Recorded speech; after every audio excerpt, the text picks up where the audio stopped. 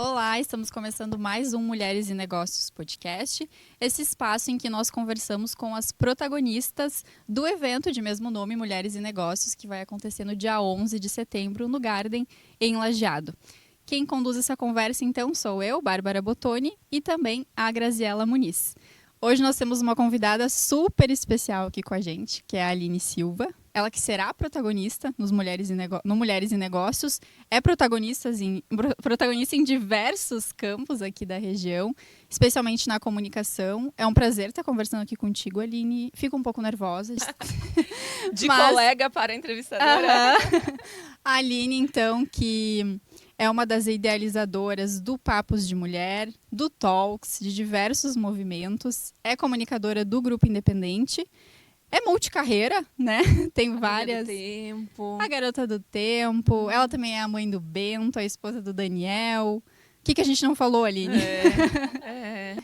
Oi, gurias. Prazer estar aqui com vocês. A Bárbara, que eu acho que ela vai ser sempre minha colega de rádio. A gente tem saudade da convivência diária.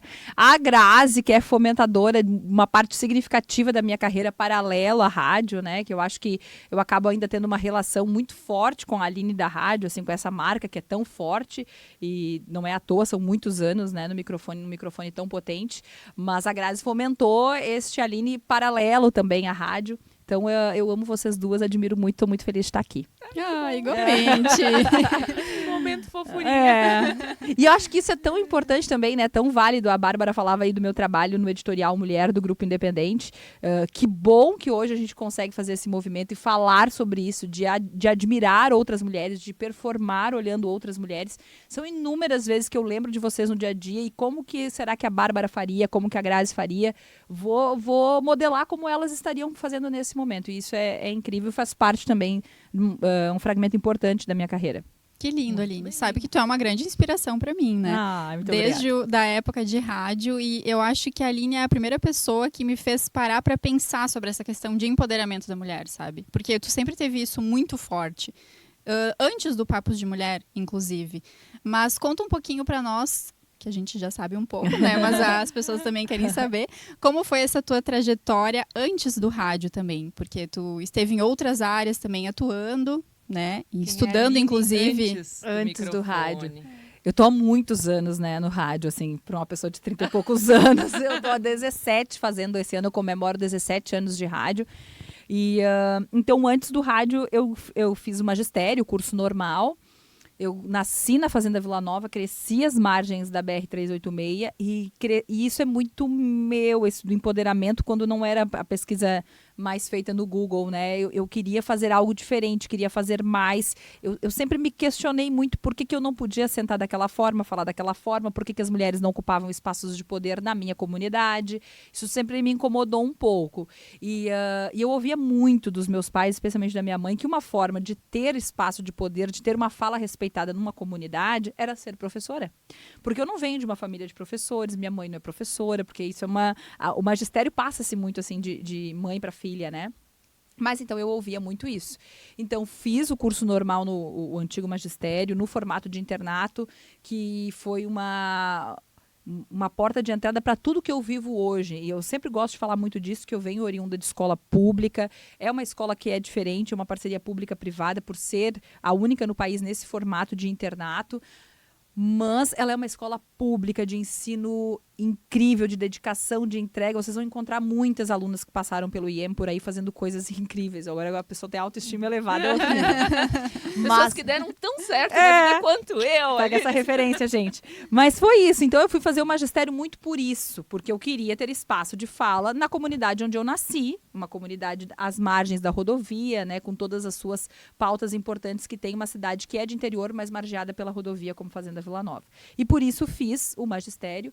Quando ainda, olha a importância da escola, né? Porque ainda no ensino médio eu fui instigada. A oratória sempre foi muito presente na minha vida por um motivo que eu não era boa em outras coisas. Então, por incrível que eu sempre fui uma aluna boa, de notas boas, mas eu sempre tive que me dedicar muito para atingir essas notas. Mas eu sempre me saí bem na comunicação. E o IEM, o Instituto Estrela da Manhã, sempre potencializou a gente naquilo que a gente era bom. Então, se a Aline é boa na comunicação, tudo bem que daqui a pouco em matemática eu não estou dando conta, porque eu não vou atuar na área da matemática, eu vou atuar na área da comunicação, isso era um caminho, né? E também a educação física não era boa. E, nem artes? A arte, sim. A arte, sim, né? Porque daí tinha coisa do palco, né? A parte do palco eu gostava muito. Então, o colégio fomentou a participação dos alunos num projeto em Porto Alegre, que existe até hoje, que é o Deputado por um Dia, Deputado Jovem por um Dia. E eu participei de uma seleção na própria escola e fui para Porto Alegre. Depois, a escola recebeu uma correspondência para que se cadastrasse a um projeto chamado Parlamento Jovem Brasileiro em Brasília.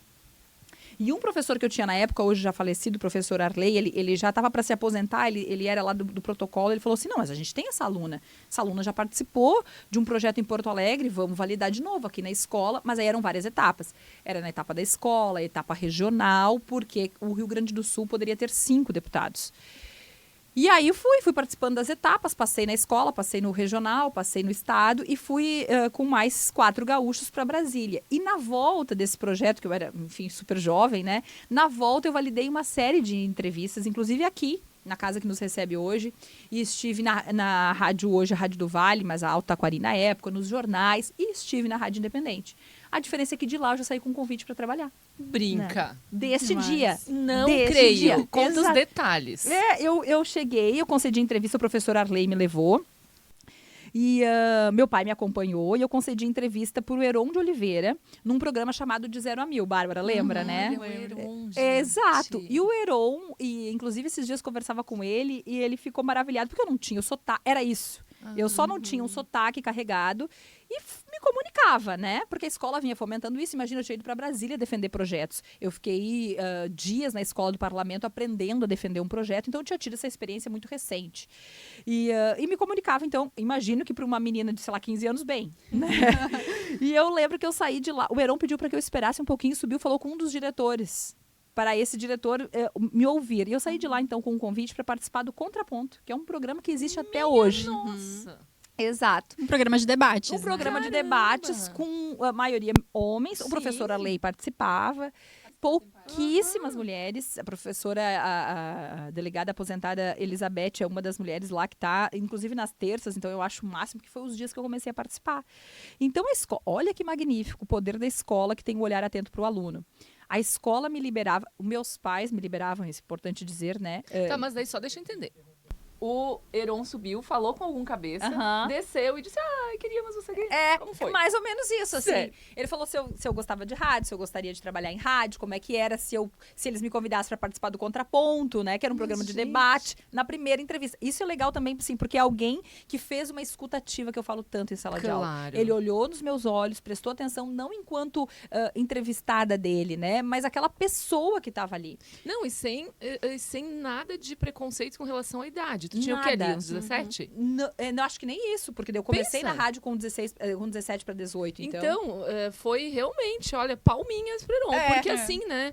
Ele poderia, mais uma menina, olha, que legal, que fala bonitinho, bem. Mas tudo bem, né? Isso aí. Não, isso quis dizer demais a tua carreira futura, né? Muito, ele teve um impacto muito grande. E tem uma outra pessoa que teve um impacto muito grande, que é o João Pedro Miller, que é diretor da casa. Porque ele fala... Ele é o cara que faz essa escuta, então. Peraí que eu vou ouvir essa menina, né? Mas, de novo, né, gente? Eu era uma menina da Fazenda Vila Nova, estudava no colégio interno. Mas o João Pedro, ele tem além de um feeling, ele é uma das pessoas que eu mais conheço na minha trajetória que faz escuta das pessoas, né? Ele escuta, ele não é... Ele é o cara por trás da organização, mas ele é o cara que escuta, ele não é comunicador. E aí tá, então comecei a participar do Contraponto, com a minha família validando, eu ia com o professor Arley, imagina, participava do Contraponto. Gente, demais. Isso era sensacional. Tinha que resgatar o que falava Aline Silva aos 16. Tenho até medo. E justamente eu conseguia fazer o Contraponto, porque eram todos os homens e homens mais velhos, era o professor Petri, o Nilo Cortez, e eu participava algumas terças, que eu tinha a possibilidade de sair da escola. Quando eu terminei o ensino médio, os 3 anos de internato, porque daí, como o curso normal são 4 anos, mas eu, em regime de internato, cumpri em 3, tinha aquele estágio que segue até hoje, sabe, dos 6 meses de magistério. Mas eu já recebi de imediato o convite da rádio para ingressar na rádio, mas eu tinha o estágio pendente. Eu só estava, eu brinco, liberta do internato, né? Eu estava de novo na Fazenda Vila Nova. Naquela oportunidade, eu recebi 2 convites. Um da Assembleia Legislativa para fazer um estágio lá, e ou por conta da minha história lá, para ter participado dos projetos, e da rádio. E na hora, com 16 anos, né? Falei, não, vou a Porto Alegre, né? Vou validar isso lá. Fiz esse estágio de 6 meses e eu precisava voltar à Fazenda Vila Nova para fazer no segundo semestre o estágio da educação infantil, da minha formação, que era aquilo que até então meus pais sonhavam que eu iria atuar, né? E até eu estava sonhando. Porque eu gostava, assim, gostava da sala de aula, eu gostava, eu me via, olha que loucura, eu me via muito assim, diretora de escola, líder da comunidade, era isso que eu queria, né? Futura prefeita, serei. Então, e aí... a Rádio Independente me faz um segundo convite. O João Pedro e o Gabriel me chamam uma segunda vez. Eu falei, gente, que loucura, sou muito boa, né? Estão me chamando de novo, tem tanta gente aí no mercado. Dane-se a matemática. Dane-se que eu não sou boa em matemática. E eu lembro, gente, eu conversava com o João Pedro ainda esses dias sobre isso. Eu lembro de chegar na rádio, dele me acolher, dele mostrar, de eu subir lá, a Bárbara conhece, né? A Grazi também, o segundo piso, e fazer essa entrevista, assim, despretensiosamente. Eu não sabia absolutamente nada sobre o mundo do rádio. Nada. E eu comecei a trabalhar de imediato. E eu passei a ser produtora do De 0 a 1000. Uau. O programa do Heron. A minha contratação foi para essa. O Heron estava saindo para concorrer na época.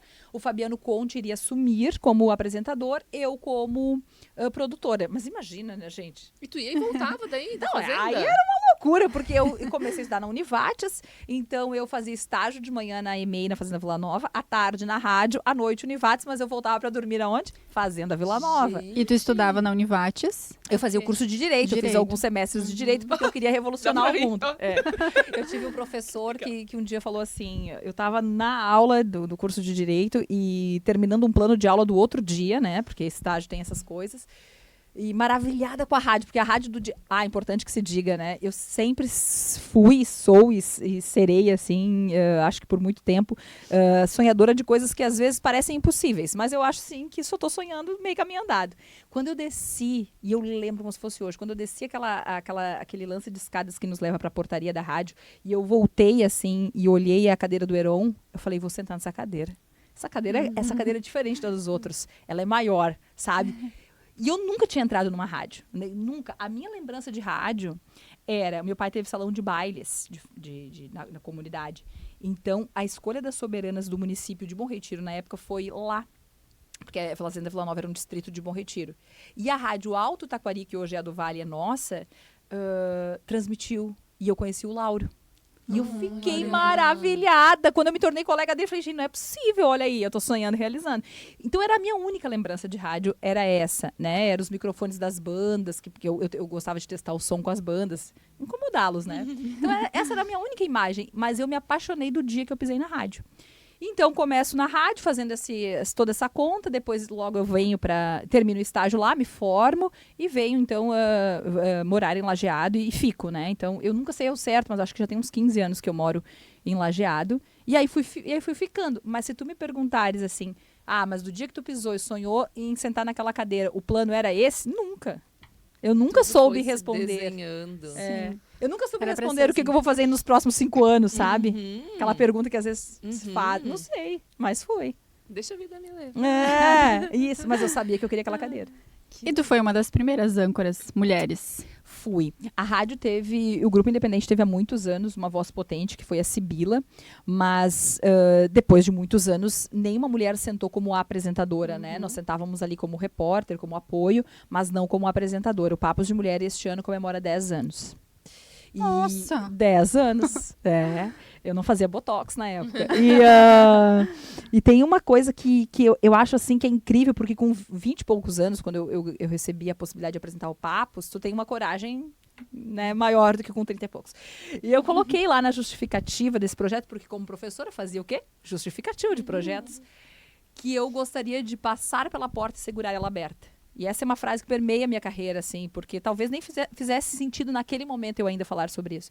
Mas hoje nós temos mulheres ancorando todos os programas, nós transitamos em todas as áreas. Eu fui a voz na cobertura eleitoral do último pleito a anunciar o presidente eleito, ao lado de grandes potências do rádio como o Paulo. Então, é magnífico. De novo, eu olho para aquela menina que sonhou em sentar naquela cadeira e eu não sabia se eu queria ficar naquela cadeira, mas eu queria dar uma sentadinha naquela cadeira, né? Queria saber como é que é. E, então eu tenho assim um olhar para trás e perceber que sim, foi se construindo um grande sonho que deu certo. Show. E nisso tudo, como se não bastasse, tu vai tendo projetos paralelos, então, né? Muitos. Muitos. Vamos falar uma pitadinha, então, a respeito... Aline Prof também, né?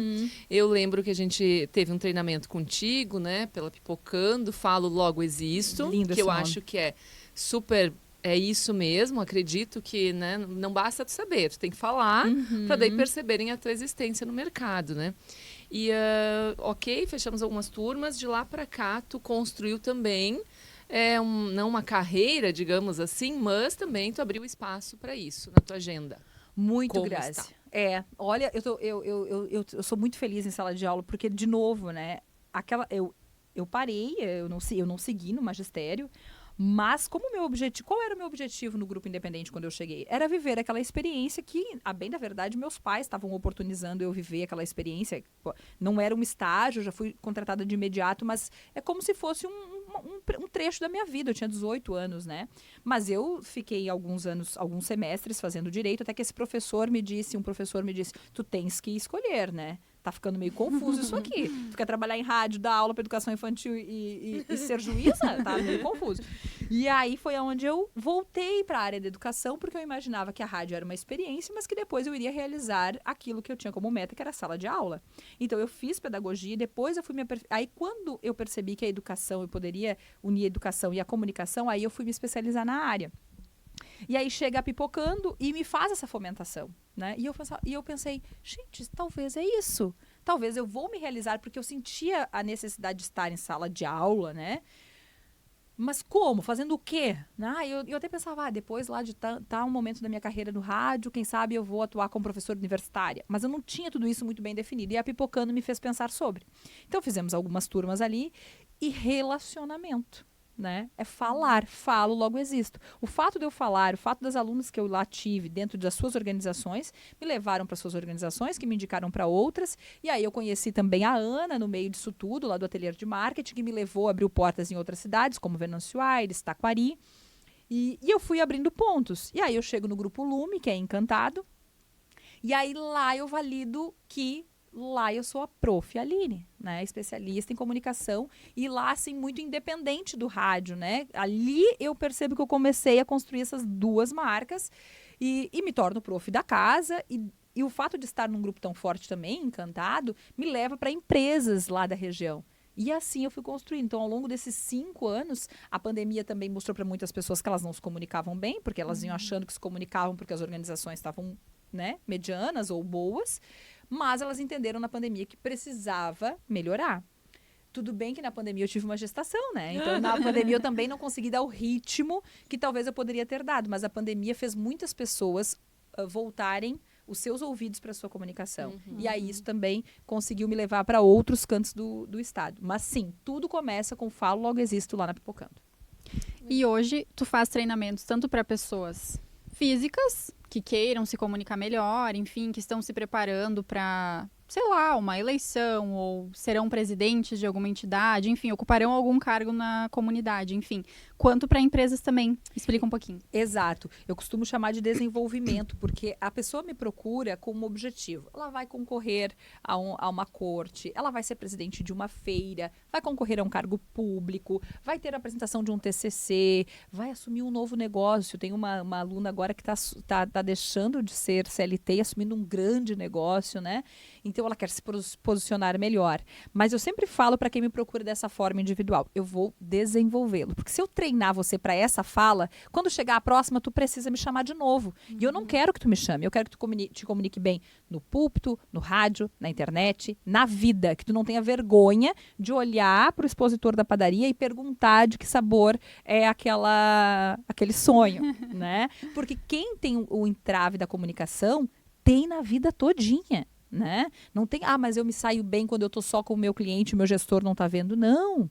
tem entrave ali também. E se a gente desenvolver, tu vai vender mais, né? É uma falsa sensação que a gente tem. Olha, então por que eu vendo bem só quando o meu gestor não está me ouvindo? Quando o meu gestor está me ouvindo, eu travo. Tem alguma coisa aí.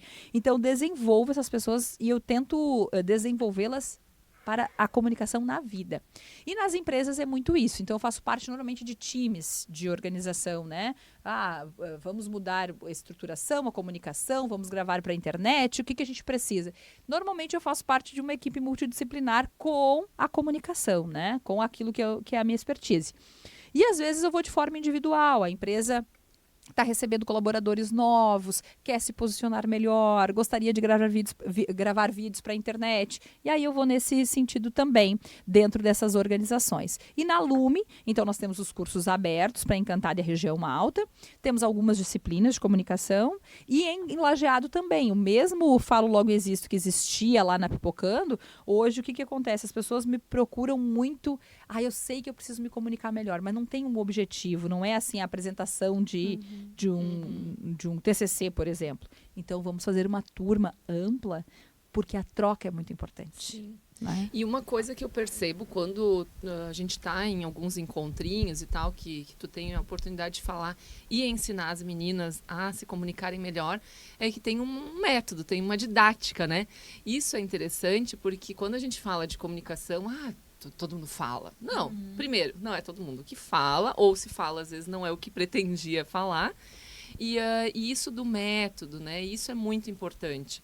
E a gente, né, quando fala com as meninas e passa o recadinho, ó, Aline, né, sugere tal coisa, né? Fala um pouquinho sobre essa importância também.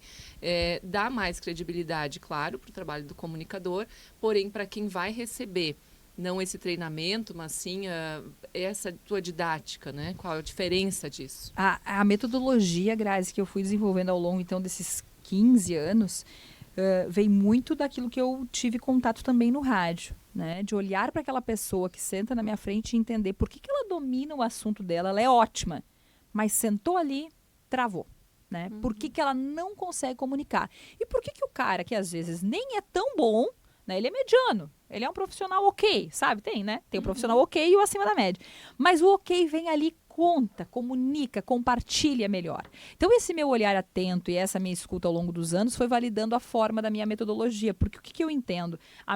O conteúdo é o mesmo, mas a gente tem que olhar para o ser humano. A nossa região comunica de uma forma diferente, né? Lajeado e as cidades próximas. Quando a gente vai para Encantado, que é logo ali, já é uma forma um pouquinho diferente de comunicar. Se a gente pula para Taquari, que é uma cidade que eu atuo bastante, Taquari, Canoas, outra forma de comunicação. E a gente está falando do Vale do Taquari um pouquinho mais, dentro de uma mesma região, né? Nós tentarmos entender como que as pessoas comunicam. E ali vem a metodologia. Eu fiz muitos cursos de comunicação e eu sentia falta, na maioria deles, dessa entrega. Qual é a metodologia?